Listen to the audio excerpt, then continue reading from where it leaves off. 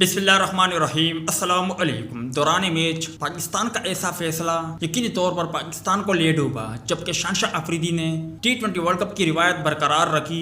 सारी की सारी तफसील आप भाइयों को इस वीडियो में मिल जाएगी। गुजारिश है कि इस वीडियो को आखिर तक जरूर देखें। शानशाह अफरीदी आते ही छा गए। पहले ही ओवर की तीसरी गेंद पर कप्तान एरन फिंच को डिक पर आउट कर दिया। Video viral. पाकिस्तान ने मैच के आगाज पर ही ऑस्ट्रेलिया के कप्तान एरन फिंच की विकेट उड़ा दी।